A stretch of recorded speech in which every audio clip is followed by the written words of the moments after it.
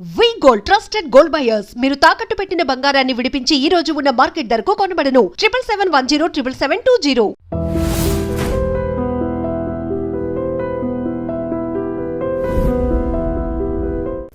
దిశ కేసులో అంత దారుణంగా ఆ నలుగురు వ్యక్తులు అత్యాచారం చేసి హత్య చేయడం అన్నది మొత్తం ప్రపంచం అంతా తప్పుపట్టింది. ఫస్ట్ ఆ దిశ కేసు సంబంధించింది మీ ఒపీనియన్ చెప్పండి. So it is a failure on the part of the system.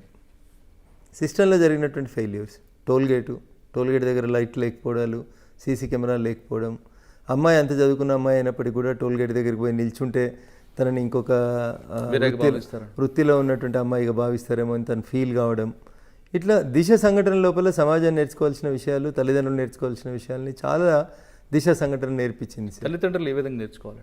పిల్లలకి మనం చిన్నప్పటి నుంచి ఏదైనా జరిగితే పోలీసు వాళ్ళకి ఫోన్ చేయాలని నేర్పించడం, 100ని వాడుకోవడం ఎట్లా అనేది నేర్పించడం, చెల్లికి ఫోన్ చేసి అంత బాధపడ్డ అమ్మాయి ఇంకొంచెం యాక్టివ్గా మూవ్ అయ్యిండి ఉంటే తన ప్రాణాన్ని తను కాపాడుకునేగలేదు కదా మురళి గారు. కన్సర్న్ పోలీస్ స్టేషన్కో 100కో ఏదో ఒకరికి తనకు తెలిసిన పోలీస్ ఆఫీసర్కో. కానీ మన వ్యవస్థ ఎట్లా తయారైంది మురళి గారు అంటే పోలీస్ స్టేషన్కి వెళ్ళడం అంటేనే అదేదో తప్పు చేసినట్టు, చెడ్డోళ్ళు మాత్రమే పోలీస్ స్టేషన్కి వెళ్తారు అని చిన్నప్పటి నుంచి పిల్లలకు నేర్పించడం అనేది కొద్దిగా బాధాకరమైనటువంటి విషయం. ఇప్పుడు బాగా అభివృద్ధి చెందిన దేశాలలో ఏం జరుగుతుంది, మిమ్మల్ని అమ్మ నాన్న కొట్టినా, స్కూల్లో టీచర్లు కొట్టినా you call so and so number అని చిన్నప్పటి నుంచి టీచర్లే చెప్పి నేర్పిస్తూ ఉన్నారు. సో అంత బాగా చదువుకున్న అమ్మాయి, అంత మెరిటోరియస్ స్టూడెంట్ అయినటువంటి అమ్మాయికి 100 కాల్ చేయాలన్న ఆలోచన ఆ నిమిషం రాలేదు చూడండి. ఎందుకు? మన సమాజం అది నేర్పిస్తలేదు మనకి. ఆడపిల్ల అంటే తల్లిదండ్రుల పక్కనే ఉండాలి, తల్లిదండ్రులకే చెప్పుకోవాలి తప్ప పోలీసు వాళ్ళకి చెప్పుకోవద్దు అనేటువంటి ఆ ఫీల్లో ఉంటున్నామేమో మనం అనేది ఒకటి ఆలోచించాలి, మన కరికులం ఆలోచించాలి. సో అట్లాంటి బాధాకరమైనటువంటి సంఘటన వచ్చినప్పుడు తనంతలో తాను ఎదుర్కోవడానికి ఉన్నటువంటి మార్గాలు ఏందని తను ఆలోచించుకోలేకపోయింది. వెహికల్ వదిలేసి వెళ్ళిపోయింటే అయిపోయేది కదా మురళి గారు. ఎక్కడిపోతే నా వెహికల్ రేపు వస్తుందిలే, ఈ రోజు కాకపోతే నాకంటే పంక్చర్ అయినటువంటి వెహికల్ని తీసుకొచ్చి టోల్ దెబ్బ దగ్గర నూకి ఆడ తాళం వేసిపోయి ఉంటే తెల్లారి వచ్చేది వెహికల్. సో చాలా లాక్యునెస్ కనబడుతున్నాయి అక్కడ మనకి. సీసీటీవీలో నిన్న మొన్న పోలీసులు రిలీజ్ చేసినట్టున్నారు, మీడియాలో కనబడుతుంది, లారీ రోడ్డు మీదకి ఎక్కుతున్న దృశ్యాలు కనబడుతున్నాయి. కానీ దిశను వాళ్ళు పట్టుకున్నటువంటి దృశ్యాలు కనబడుతున్న సీసీటీవీలు ఎక్కడున్నాయి మీకు? దిశను వాళ్ళు పికప్ చేసింది, బలవంతంగా లాక్కెళ్ళినటువంటి సీసీటీవీ ఫుటేజ్లు ఏవి? భద్రత మాదే, బాధ్యత మాదే అని చెప్పి పోలీసు వాళ్ళు ఏం భద్రత ఇవ్వగలిగినారు? టోల్ గేట్ల దగ్గరనే జనం ఉన్న ప్లేస్లోనే ఇట్లా జరిగితే జనం లేని ప్లేస్లలో జరిగే క్రైమ్లు ఎంత ఇబ్బంది ఉంటుంది. ఇప్పుడు మీరు రింగ్ రోడ్ చుట్టూ రాత్రిపూట పోండి మురళి గారు, ఏంది మీ పరిస్థితి? ఏం లేదు అక్కడ మీకు. You have no support at all. You have no support at all. Day time వెళ్తారన్నా ఎవరైనా ఒకరు చూసి అదే మురళి గారు అని గుర్తుపెట్టి ఆగుతారేమో, కానీ చీకట్లో మీ పరిస్థితి ఏంది? రాత్రిపూట రింగ్ రోడ్ మీద ఏదైనా జరిగింది, ఏంది మీ పరిస్థితి? ఎక్కడున్నాయి ఎమర్జెన్సీ ఫోన్స్? ఎక్కడున్నాయి ఎమర్జెన్సీ మొబైల్స్? ఎక్కడ వస్తూ ఉన్నాయి? టోల్ గేట్ల దగ్గర పనిచేసే వాళ్ళకి మన భాష రాదు, వాళ్ళకి మనం ఏం మాట్లాడుతున్నామో తెలియదు, ఎమర్జెన్సీ సర్వీసెస్ తెలియదు, ఏం తెలుసు చెప్పండి? అక్కడ మీకు ఏముంది? రింగ్ రోడ్ మీద మంచినీళ్ళు ఉన్నాయి, టాయిలెట్స్ ఉన్నాయి, ఫోన్లు ఉన్నాయి, హాస్పిటల్ ఫెసిలిటీ లేదు, ఫస్ట్ ఎయిడ్ లేదు, పెట్రోల్ బంక్ ఉండదు, అసలు పెట్రోల్ బంక్ ఉండదు, మంచినీళ్ళు ఉండవు. ఏముంది మీకు రింగ్ రోడ్ మీద చెప్పండి? ఏమైనా ఉందా? ఇతర దేశాలలో ఉండే రోడ్ల మీద ఉండే ఫెసిలిటీస్ ఏంది, మన దగ్గర ఉండేటువంటి రింగ్ రోడ్లు ఏంది?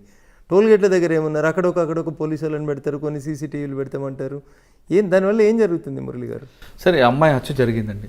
జరిగిన తర్వాత పోలీసులు నలుగురిని అరెస్ట్ చేశారు ఇమీడియట్గా. కొద్ది గంటల వ్యవహారంలో వాళ్ళకున్న టెక్నాలజీ చూసి ఆ నలుగురిని పోలీస్కి కస్టడీకి ఇచ్చిన తర్వాత వాళ్ళ నలుగురు ఎన్కౌంటర్ అయ్యారని పోలీస్ వెర్షన్.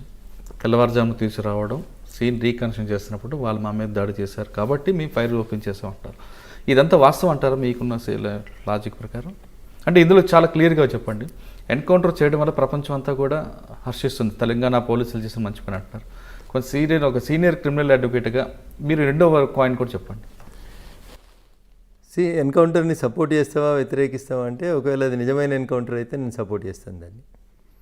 నిజంగా వాళ్ళు పారిపోయే ప్రయత్నం చేసినారు, వాళ్ళు వెపన్స్ లాక్కునే ప్రయత్నం చేసిన పరిణామ క్రమంలో there is no other way for the police అంటే they deserve it. Self defence అనేది మీరు జ్యుడిషియల్ కస్టడీలో ఉన్నా వస్తుంది, ఇద్దరున్నా వస్తుంది, ఒకరున్నా వస్తుంది. పోలీసు వాళ్ళు 10 మంది ఉన్నారు కాబట్టి వీళ్ళేడ తిరగబడతారు అంటే, వాడు పారిపోవాలన్న మూడ్లో ఉన్నాడు, తిరగబడి ఉంటాడు.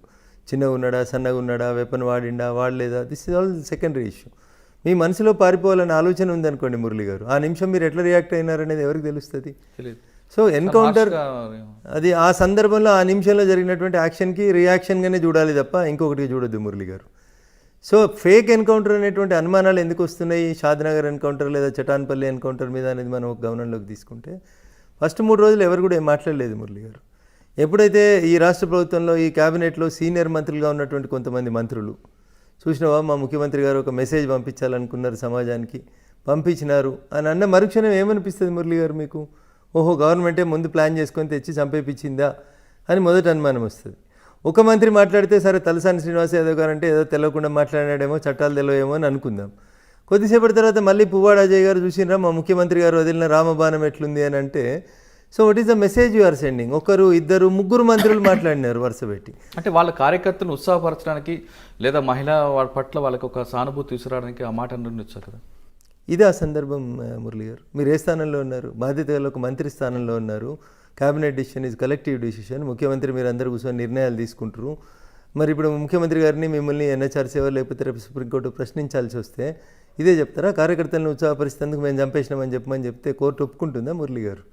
సో బాధ్యతాయుత స్థానాల్లో ఉన్నాళ్ళు, రాజ్యాంగం మీద ప్రమాణం చేసినటువంటి పెద్దలు, మీరు మాట్లాడేటువంటి మాటలు బాధ్యతాయుతంగా ఉంటే బాగుంటాయి తప్ప ఇట్లాంటి మాటలు మాట్లాడి మేమేదో మా కార్యకర్తలకి జోష్ నింపడానికి చేసినామనంటే ఇప్పుడు కార్యకర్తలు అడుగుతున్నారు, మరి రేపు చేసిన అందరినీ కాల్ చేయమని అడుగుతున్నారు. You have that power. అందరినీ కాల్ చేస్తారా? లేదు కదా. ఇక్కడ అగ్రకులం అమ్మాయి కాబట్టి కాల్ చేసినారు, మరి అక్కడ టేకు లక్ష్మికి అన్యాయం జరిగింది, టేకు లక్ష్మి విషయంలో కూడా కాల్ చేయండి అని అడుగుతుంది సమాజం. మరి కాల్ చేస్తారా? అప్పుడు ఏం సమాధానం చెప్పాలి? కార్యకర్తలకు ఏం చెప్పాలి? పోలీసు వాళ్ళకి ఏం చెప్పాలి? రేపు సుప్రీంకోర్టు ఈరోజు ఆర్డర్ ఇచ్చింది మురళి గారు, ఏంది ఎవరు కాన్సిక్వెన్సెస్ ఫేస్ చేయాలి? మాట్లాడిన మంత్రులకి నోటీసులు వచ్చినాయి అనుకోండి, ఏం చెప్తారు వీళ్ళు? అవును మేము క్యాబినెట్ కలెక్టివ్ డిసిషన్ మేమే ఎన్కౌంటర్ చేయమని చెప్పి పోలీసులకు చెప్పినామని చెప్పమనండి మురళి గారు. ఒక మంత్రిని ముందుకొచ్చి జరిగే ఫలితం ఏముంటుంది, పర్యవసానం ఏముంటుంది తెలుస్తుంది. సంబంధిత మంత్రి జైల్లో ఉండాల్సి వస్తుంది. క్యాబినెట్ నిర్ణయం అంటే ఒక మాట అంటే చాలు, అది ఇంకా తప్పదు కదా. అప్పుడు ముఖ్యమంత్రి గారు జైలుకి పోవాల్సి వస్తుంది, మంత్రులు జైలుకి పోవాల్సి వస్తుంది. ఎట్లా చెప్పగలుగుతారు? కొందరిని తీసుకొచ్చి మీరు హత్య చేయండి అని చెప్పే అధికారం క్యాబినెట్కి ఉంటుంది కదా. క్యాబినెట్కి ఎట్లుంటుంది చెప్పండి? అది మీరు అన్నట్లుగా ఎక్స్చేంజ్ ఆఫ్ ఫైర్ అవ్వచ్చు, అక్కడ జరుగుతున్నప్పుడు మీరు నేను ఇద్దరం కూర్చొని మాట్లాడుతున్నాం మురళి గారు. ఇప్పుడు యాక్షన్ ఏదైనా జరిగితే రియాక్షన్ జరిగిందంటే ఒక మీనింగ్ ఉంటుంది. యాక్షన్ లేకుండా రియాక్షన్ చూపెడితే ఎట్లా జనం జస్టిఫై చేస్తారు? కాన్స్పరెన్సీ కనిపిస్తుంది. ఇప్పుడు మంత్రులు మాట్లాడిన తర్వాత ఆ చటాన్పల్లి ఎన్కౌంటర్ ఫేక్ ఎన్కౌంటర్ అనేటువంటి అభిప్రాయం ప్రజలలో బలంగా పోతుంది. దానికి తోడు ఇవాళ సుప్రీంకోర్టు ఒక సిబిఐ విచారణో, ఒక రిటైర్డ్ జడ్జితో విచారణో అనేసరికి ప్రజలు ఏమనుకుంటున్నారు? ఓహో ఇది నిజంగా అబద్ధంగా జరిగిందా? ఇప్పుడు రెండో కోణం వచ్చింది మురళి గారు జనం ముందుకి. ఏమని? వాళ్ళు పేదోళ్ళు కాబట్టి, వాళ్ళ తరఫున మాట్లాడేటోడు ఎవరు లేడు కాబట్టి, ఆ చనిపోయిన అమ్మాయి అగ్రకులం అమ్మాయి కాబట్టి అందరు కలిసి చేపించారు.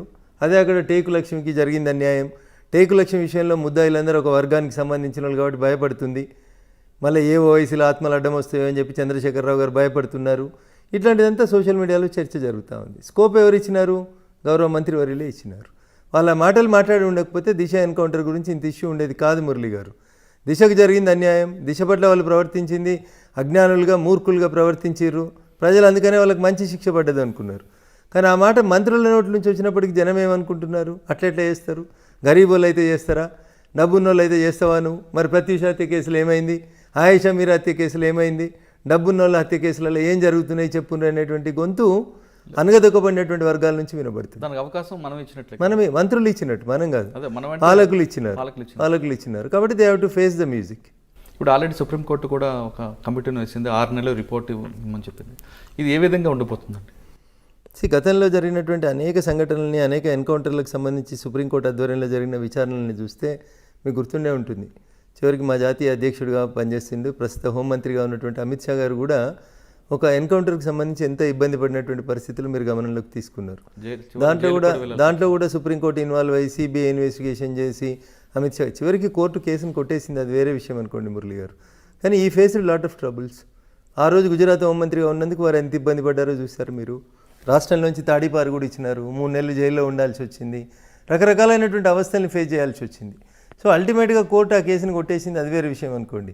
బట్ ఒకవేళ ఫేక్ ఎన్కౌంటర్ అని సుప్రీంకోర్టు నిర్ధారణకు వస్తే ఎన్ని రకాలైనటువంటి ఇబ్బందులు వస్తాయి మురళి గారు. సో కాబట్టి బాధ్యతాయుత స్థానంలో ఉన్న కొందరు మంత్రులు చేసిన మాటలు పోలీస్ అధికారులను ఇబ్బంది పెడతాయేమో అనేది నాకు అనిపిస్తున్నటువంటి అంశం. సార్ ఫైనల్గా చెప్పండి, ఇప్పుడు ఎన్కౌంటర్ ఫేకా కరెక్ట్ అన్నది సుప్రీంకోర్టు కమిటీ ఇచ్చిన నిర్ణయం మీద ఆధారపడి ఉంటుంది. ఆ విషయం పక్కన పెడితే పోలీసులు సాధారణంగా ఎన్కౌంటర్ చేయాలి, ఎక్స్చేంజ్ ఆఫ్ ఫైర్లు చంపాలని అంత రిస్క్ తీసుకుంటారా?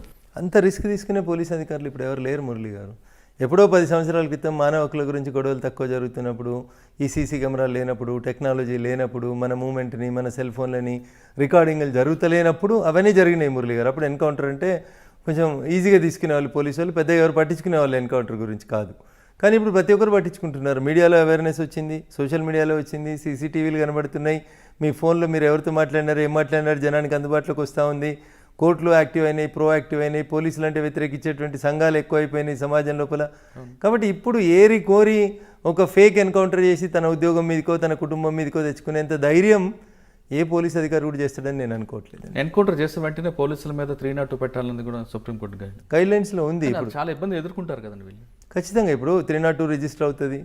వాళ్ళకి గవర్నమెంట్ తరఫున పీపీ ఆర్గ్యూ చేయొద్దు, వాళ్ళు ప్రైవేట్ అడ్వకేట్ని పెట్టుకోవాలి. కొన్ని సందర్భాల్లో సస్పెండ్ అవుతారు, కొన్ని సందర్భాల్లో ట్రాన్స్ఫర్ అవుతారు, కొన్ని సందర్భాల్లో జీతం ఆగిపోతుంది, కొన్ని సందర్భాల్లో ప్రమోషన్స్ రావు, కొన్ని సందర్భాల్లో సుప్రీంకోర్టు మెట్లు ఎక్కాల్సి వస్తుంది, మధ్యలో రిటైర్ అయిపోతే ఆ పెన్షన్ కూడా ఇవన్నీ రావు. ఇట్లా రకరకాలైనటువంటి ఇబ్బందులు ఉంటాయి. కాబట్టి ఇన్ని రిస్కుల్ని దృష్టిలో పెట్టుకొని ఇప్పుడున్న పరిస్థితులలో తప్పు ఎన్కౌంటర్లు చేయడానికి ఏ పోలీస్ అధికారి కూడా ముందుకు వస్తాడని నేను అనుకోవట్లేదు మురళి గారు. అంటే మనం దిశ ఎన్కౌంటర్ కూడా ఈ వీళ్ళిద్దరు మాట్లాడకపోయి ఉంటే మాత్రం ఖచ్చితంగా రియల్ అనుకోవడానికి అవకాశం ఎక్కువ ఉంది. కానీ వీళ్ళు మంత్రులు మాట్లాడినారు కాబట్టి ఇప్పుడు అది ఫేక్ ఎన్కౌంటర్ ఏమో అన్నటువంటి అనుమానాలు ప్రజల్లోకి వస్తూ ఉన్నాయి. సార్ ఫైనల్గా మీలాంటి వాళ్ళందరూ కూడా ఈ ప్రొఫెషన్కి వచ్చేటప్పుడు కొత్తగా వస్తుంది ఒకటి వాళ్ళకి ఇచ్చే మెసేజ్ ఇది అంటే ఎలాంటి సర్వీస్ చేయాలని మీరు చెప్తారు? ఎలాంటి సర్వీస్ చేయాలని చెప్పాను, ఎట్లా ప్రాక్టీస్ చేయాలో చెప్తాను, బాగా చదవండి అని చెప్తాను, ప్రతి అంశాన్ని నెగ్లెక్ట్ చేయకుండా చూడాలి అని చెప్తాను. చిన్న గుండు సూది దగ్గర నుంచి 2 వెంట్రుకల దాకా మీ కేసు లోపల ప్రతిదీ ఎవిడెన్సే అవుతుంది. సో మనం ప్రతి కేసుని నేను మొన్న ఒక మర్డర్ కేసు గెలిచిన కాబట్టి రేపు వచ్చే మర్డర్ కేసు కూడా అట్లే ఉంటుందని అనుకోవద్దు.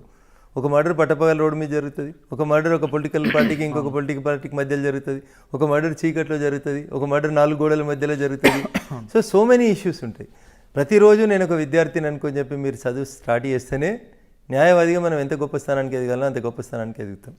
Always you should feel that you are a learner అనుకునే చదువుకోవాలి. ఇంకా నేర్చుకోవాల్సింది చాలా ఉందని అనుకోవాల్సిందే. అంతా నాకే తెలుసని ఎవరైనా అహంగా బిహేవ్ చేస్తే చట్టం రోజు రోజుకి నేరస్తులు మారిపోతూ ఉన్నారు, నేర స్వభావం మారిపోతూ ఉంది, ప్రతి క్రైమ్ లోపల ఎవిడెన్సెస్ మారిపోతూ ఉన్నాయి, పోలీస్ ఇన్వెస్టిగేషన్ మారిపోతూ ఉంది. కాబట్టి ప్రతిరోజు నేను ఒక విద్యార్థిని అనుకుని ఒక అడ్వకేట్ ముందుకు పోతే definitely you will be successful lawyer in this country. Hello, this is Renu Desai. Please subscribe to iDream. Subscribe iDream. Please subscribe iDream. Please subscribe to iDream. For more videos, subscribe iDream. Hi, this is Revati Chaudhary. For more videos, please subscribe iDream. నా పేరు Taneti Vanitha, women and child welfare minister. For more videos please subscribe iDream. For more videos, please subscribe iDream. మీరందరూ కూడా iDream ఛానల్ని subscribe చేయాలని కోరుకుంటున్నాను. I'm Sucharita, Home Minister of Andhra Pradesh. For more videos, subscribe iDreams.